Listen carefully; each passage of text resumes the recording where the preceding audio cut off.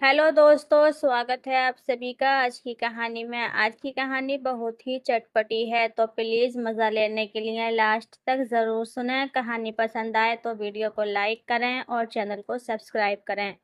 आप ये कहानी किस शहर से देख रहे हैं? प्लीज़ अपने शहर का नाम कमेंट बॉक्स में ज़रूर शामिल करें। अरे बहू, क्या हुआ? नाश्ते के बाद रूम में क्यों लेट गई हो? बाकी के काम कौन करेगा? ममता जी अपनी नई नवेली बहू नीतू को घूरते हुए बोली। नीतू सक पकाकर उठकर बैठी। आज उसके पति ने खांडवी खाने की फरमाइश की थी, तो सुबह से वे उसी में लगी हुई थी और काफी थक भी गई थी। नीतू धीरे से बोली, माँ जी, मेरी गर्दन में दर्द हो रहा है। लगता है रात को सोते समय गर्दन अटक गई थी। मैं दवाई लगाकर थोड़ा आराम कर रही हूँ। तो उसकी सास गुस्से में भड़कते हुए बोली, अरे इतने से दर्द के लिए तुम काम नहीं करोगी? अभी तो कितने सारे कपड़े धोने के लिए पड़े हुए हैं। मेरे गीले कपड़े ज्यादा देर तक पानी में रहेंगे तो खराब हो जाएंगे। तुम उठकर कपड़े धो दो, उसके बाद आराम कर लेना। इतना दर्द तो कुछ भी नहीं होता बहू, इससे ज्यादा दर्द तो मैंने काम किया है। ससुराल में मेरी कमर में इतनी तेज दर्द होता था, फिर भी मेरी सास 1 मिनट बैठने की फुर्सत भी नहीं देती थी। तुम्हारा दर्द तो कुछ भी नहीं है। अब सास सर पर खड़ी होकर बक बक किए जा रही थी, तो नीतू को हार कर उठना ही पड़ा। वह दर्द में ही कपड़े धोने लगी, लेकिन इसका परिणाम ये हुआ कि उसकी गर्दन का दर्द और भी ज्यादा बढ़ गया था। शाम को जब उसका पति रोहन ऑफिस से घर आया और उसे पता चला कि उसकी गर्दन में इतना दर्द हो रहा है, तो वह उसे तुरंत ही अस्पताल लेकर जाने के लिए निकलने लगा। तब ममता जी उसे रोकते हुए कहने लगीं, अरे बेटा, छोटे मोटे दर्द तो औरतों को होते ही रहते हैं, उसके लिए अस्पताल थोड़ी ना जाते हैं। ये रात भर आराम कर लेगी तो दर्द ठीक हो जाएगा। अब रोहन कहने लगा, नहीं माँ, दर्द ज्यादा बढ़ गया तो दिक्कत हो जाएगी ना। और परसों मुझे ऑफिस के काम से शहर से बाहर भी जाना है, तो फिर इसे दिखाने के लिए कौन लेकर जाएगा? अभी मैं दिखा देता हूँ, कल तक आराम हो जाएगा तो अच्छा ही होगा। अब ममता जी लाख मना करती रहीं, लेकिन रोहन पत्नी को लेकर निकल गया। तो ममता जी पीछे से बड़बड़ाने लगीं, आजकल के बच्चे तो बात ही नहीं सुनते हैं। इन लोगों के नखरे कुछ ज्यादा ही बढ़ गए हैं। अब ये जाकर रुपया बर्बाद करके आएगा। वे भुनभुनाते हुए टीवी चलाकर मन बहलाने की कोशिश करने लगी, लेकिन उनका ध्यान तो उधर ही लगा हुआ था कि कब वे लोग घर वापस आएंगे। इधर डिनर बनाने का समय निकलता जा रहा था और बहू घर पर नहीं आई थी। तभी ममता जी के पति जी भी ऑफिस से घर आ गए और कहने लगे, अरे एक कप चाय बना दो। वह कहने लगी, बहू के होते हुए मैं चाय बनाऊंगी? तो वह कहने लगे, ठीक है, बहू को ही बोल दो तुम। तब ममता जी मुंह बिचकाते हुए कहने लगी, वह घर पर होगी तब बनाएगी ना, वह तो अपने पति के साथ घूमने चली गई। प्रेम जी हैरानी से बोले, घूमने अचानक से? तो वह कहने लगी, हाँ, बहू बोल रही थी गर्दन में दर्द हो रहा है तो डॉक्टर के पास गई है। अब ये सब तो घूमने के बहाने ही हुए ना। प्रेम जी ने घूरते हुए कहा, तुम्हारा दिमाग खराब हो गया है क्या? बहू के दर्द को बहाना बता रही हो? चुपचाप जाओ और मेरे लिए चाय बनाओ। पति की फटकार सुनकर वह खामोशी से चाय बनाने के लिए चली गई, लेकिन उन्हें बहुत गुस्सा आ रहा था कि बहू की वजह से उन्हें डांट सुननी पड़ रही थी। धीरे धीरे जब ज्यादा देर हो गई, तब उन्होंने रोहन को फोन लगाया और कहने लगी, बेटा, और कितनी देर लगेगी? खाना भी नहीं बना है अब तक। रोहन झुंझुलाते हुए बोला, माँ, तो खाना तुम बना लो ना। वैसे भी अभी डॉक्टर के पास भीड़ ज्यादा है, हमें आने में देर हो जाएगी। अब उनका मन गुस्से से दहक उठा कि बहू के होते हुए भी मुझे खाना बनाना पड़ेगा। लेकिन प्रेम जी भी घर पर ही थे, खाना बनाने में देर होती तो वह भी उन पर ही गुस्सा करते। इसीलिए वे चुपचाप किचन में जाकर सब्जियां काटने लगी और आटा गूंथते हुए सारा गुस्सा आटे पर निकालने लगी। इसी तरह उन्होंने बेस्वाद सी सब्जी और रोटियां बनाई। उन्होंने जानबूझकर खाना अच्छा नहीं बनाया था। जब बेटा बहू घर आए, तब सभी मिलकर डाइनिंग टेबल पर खाना खाने के लिए बैठे। खाने का पहला निवाला खाते ही प्रेम जी कहने लगे, अरे ये कैसी बेस्वाद सब्जी बना दी आज? रोहन कहने लगा, हाँ माँ, इसमें तो मसाले और नमक का कुछ पता ही नहीं चल रहा है। तो ममता जी बेचारी सी सूरत बनाते हुए कहने लगी, अब क्या करूं? मुझे तो खाना बनाने की आदत ही नहीं रही, बहू ने ही मेरी आदत बिगाड़ दी है। ये तो मुझे कुछ करने ही नहीं देती है। जब से आई है सारी रसोई तो इसने ही संभाल रखी है, इसीलिए आज खाने में गड़बड़ हो गई। अब ये सबको नई नवेली बहू के हाथ से खाना खाने की आदत पड़ गई है। देख रही हो बहू, तुमने एक दिन खाना नहीं बनाया तो ये लोग मुझे कितना सुना रहे हैं। अब देख लो, आगे से ध्यान रखना कि खाना तुम ही बनाया करो। इतना कहकर वे भी चुपचाप बेस्वाद सा खाना निगलने लगी और मन ही मन अपनी समझदारी पर खुश हो गई। लेकिन उसके बाद प्रेम जी और रोहन ने कुछ नहीं कहा। उन लोगों ने चुपचाप खाना खा लिया। दवाई लेने के बाद अगले दिन से ही नीतू के दर्द में काफी सुधार आ चुका था और वह फिर से घर के कामकाज में जुट गई थी।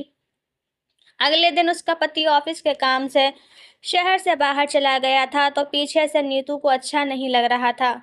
उसे पति की बहुत याद आ रही थी।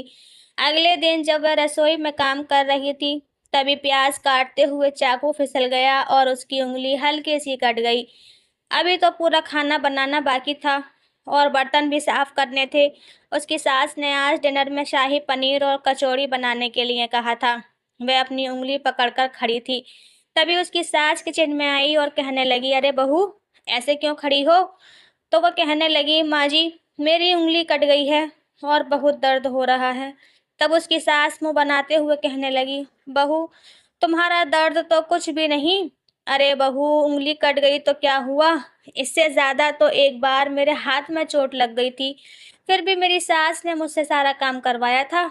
तुम भी जल्दी से बर्तन साफ करो और ज्यादा दर्द बढ़े उससे पहले मेरे लिए शाही पनीर और कचौड़ी बना दो।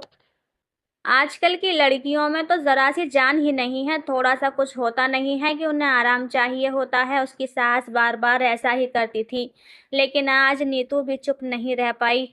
वो कहने लगी, मम्मी जी, अगर आपको ऐसा लगता है कि मुझ में जान नहीं है तो यही सही। हाँ, नहीं है मुझ में जान और मैं दर्द सहकर काम नहीं कर सकती, इसीलिए मैं काम नहीं करूंगी। आपको खाना चाहिए ना, तो मैं बाहर से ऑर्डर कर देती हूँ। ममता जी गुस्से में मुंह फुलाते हुए कहने लगी, अब बहू के होते हुए बाहर से खाना आएगा? पैसे क्या पेड़ पर उगते हैं? तो वह कहने लगी, पैसे पेड़ पर नहीं उगते, लेकिन जरूरत पड़ने पर पैसे का इस्तेमाल हम कर सकते हैं। ममता जी कहने लगी, मैं अपने बेटे की मेहनत की कमाई उड़ाने नहीं दूंगी तुझे।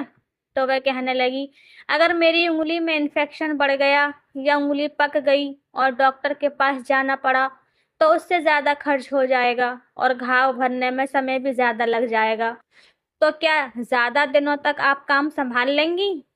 अभी ममता जी कुछ और बोलती, उससे पहले ही पीछे से प्रेम जी की आवाज गूंजी, अरे बहू की उंगली में चोट लग गई है और मरहम पट्टी करने के बजाय तुम उसे काम करने के लिए कह रही हो। फिर वह अपनी बहू से बोले, बहू, चलो मैं तुम्हारी पट्टी कर देता हूँ। फिर अपनी पत्नी से बोले, बाहर से खाना क्यों आएगा?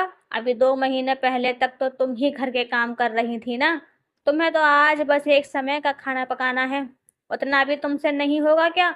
चुपचाप खाना बनाओ। अगर तुम्हें लगता है कि तुम दर्द सहकर भी काम कर सकती हो तो फिर घुटने के दर्द का बहाना तो बनाना ही मत और चुपचाप खाना बना दो। ज्यादा कुछ नहीं तो सिंपल खिचड़ी और आलू का चोखा बना दो, साथ में अचार रख लेना। इतना कहकर वह बहू को लेकर वहां से चले गए। तो नीतू की आंखों में खुशी के आंसू आ गए कि कम से कम ससुर जी को उसकी परवाह है। मरहम पट्टी करने के बाद उसके ससुर जी ने कहा, बहू, तुम आराम करो और जब तक घाव पूरी तरह से ठीक न हो जाए कोई भी पानी वाला काम मत करना। नीतू ने धीरे से कहा, थैंक यू पापा जी, आपने मेरे बारे में इतना सोचा। तो प्रेम जी उसके माथे पर हाथ फेरते हुए बोले, मैं सिर्फ बहू नहीं बल्कि एक बेटी को घर में लाया हूँ। तुम इस घर की लक्ष्मी हो, तुम्हारे सुख दुख के बारे में सोचना मेरी जिम्मेदारी बनती है। नीतू मन ही मन सोचने लगी कि काश मम्मी जी भी बहू के प्रति ऐसी ही सोच रखती। लेकिन खैर, कम से कम उसके ससुर जी समझदार थे तो उसे किसी भी स्थिति में ज्यादा दिक्कत नहीं होती थी। अब वह समझ गई थी कि ससुर जी के पास उसकी सारी समस्याओं का हल हो सकता है। इसीलिए जब भी उसकी सास उसे किसी भी मामले में परेशान करती थी तो वह सीधे अपने ससुर जी से कह देती। अब बार बार बहू के सामने ममता जी को अपने पति से डांट मिलती थी तो वह धीरे धीरे वह भी चुप रहना सीख गई थी। दोस्तों, जिस परिवार में एक भी सदस्य समझदार हो, वहाँ बहू के साथ गलत करने वालों का अंत अपने कदम पीछे करने ही पड़ते हैं।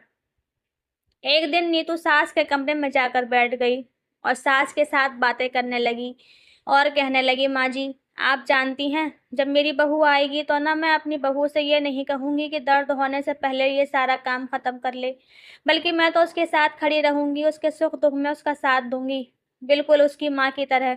और मैं ये नहीं कहूंगी कि मेरी सास ने मेरे साथ ये ऐसा बर्ताव किया था, बल्कि मैं तो आपकी तारीफ करूंगी कि मेरी सास तो बहुत अच्छी थी।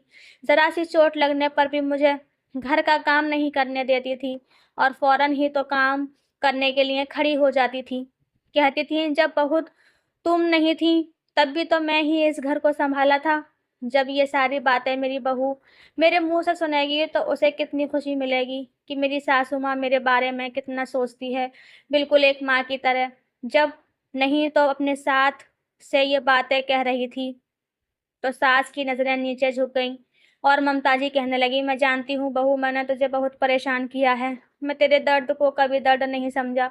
इस बात की मैं तुझसे माफ़ी चाहती हूँ, लेकिन आज मुझे समझ में आ गया है, तेरे पापा जी बिल्कुल सही कहते हैं। तो मैं पड़ोस की 4 औरतों के बातों में आ गई थी और तेरे साथ बदसलूकी की थी, लेकिन मैं ये भूल गई थी कि तू मेरी अपनी बहू है तो किसी की भी बेटी है। नीतू कहने लगी, बस माँ जी, आपका यह बदला हुआ रूप मुझे पसंद है, बस आप ऐसे ही रहिए और किसी के बहकावे में आकर अपने घर के माहौल को ख़राब मत करें। तो दोस्तों, उम्मीद है कि आपको मेरी ये लिखी हुई ये कहानी भी पसंद आई होगी और नई कहानियों के लिए चैनल को सब्सक्राइब ज़रूर कर लीजिएगा। धन्यवाद।